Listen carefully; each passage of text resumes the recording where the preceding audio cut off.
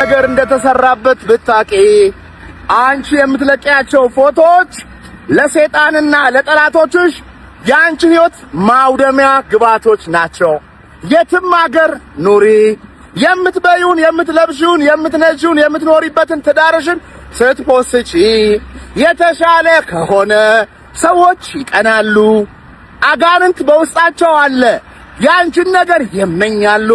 ከዛ በፎቶሽ አንቺ በማትረጂው መንገድ ያስደግማሉ።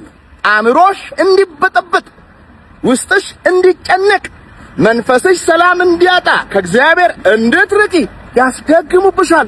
ትጨነቂያለሽ። ምን ሆኜ ነው ብለሽ ያልገባሽ አንቺ ስጋዊው ነገር ላይ ነሽ። እነሱ ግን ዋና የማይታይ መንፈሳዊ አእምሮ፣ ነፍስ፣ መንፈስሽን አክሰስ አድርገውታል። የኔ እህት የተሰወረ ህይወት ይኖርሽ።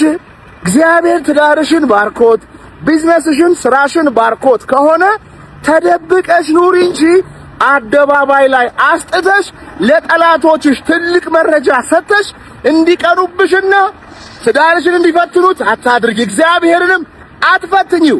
ይኸውልሽ ሰላም ያላት ሴት አለች፣ በቂ ገንዘብ ያላት፣ ትዳሯ የተባረከ፣ ኢንስታግራም፣ ፌስቡክ የሌላት፣ ቲክቶክ የሌላት፣ ተደብቃ በሰላም የተሰወረ ህይወት የምትኖር ሴት አለች። እሷን አጋንንት ሊያጠቃት አይችልም። ለምን? የተደበቀ ህይወት ስለምትኖር። እዩኝ አትበይ። እግዚአብሔር የባረከሽን ለሰው እያሳየሽ አትጎርሪ። ምንም ጥቅም የለውም። ብቻሽን ደስ ይበልሽ። ተደብቀሽ ሰላም አግኝ። ከልጆችሽ ጋር ኢንጆይ አድርጊ። እግዚአብሔርን በድብቅ አመስግኙ። የምታደርጊውን ነገር ተደብቀሽ አድርጊ እንጂ በአደባባይ እያደረግሽ ለትዳርሽ መጥፎ መንፈስ አታምጪ። አንዳንድ ወጣቶች አሉ ገንዘብ እየሰራችሁ ያላችሁ ሀብታችሁን የምታሳዩ እንደዚህ በቀን እንደዚህ $1000 ሰራው ከዛ እንደዚህ ያገኘው እያላችሁ ለፓብሊኩ የምትናገሩ ሰዎች አላችሁ። እናንተ ራሱ የነዚህ ክፉ አውሬ አጋንንቶች ታርጌት ነው የምትሆኑት። የምትሰሩትን በልባችሁ ያዙ፣ የምትነሩትን ደብቁት። ፋይናንሳችሁ ከናንተና ከእግዚአብሔር ጋር ያለ ይሁን። አለበለዚያ ጠላታችሁ ስለማታውቁ በአቋራጭ ትወርቃላችሁና ተጠንቀቁ ለማለት ነው።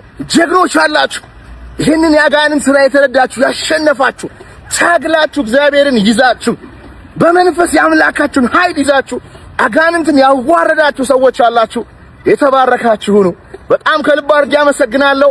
እግዚአብሔር አምላክ ሁላችንም ይጠብቀን ከነዚህ ክፉ ሰዎችና በውስጣቸው ካደሩ አጋንንት በማይታይ ጥበቡ በሰላም አኑሮ ለክብር ያብቃን። በምድር ላይ ያለው ስቃይ በሙሉ እግዚአብሔር በመንግስቱ ሰላም ይሰጠናልና ያንን ተስፋ እያሰብን እየጸናን እንቀጥል። መልካም ቀን።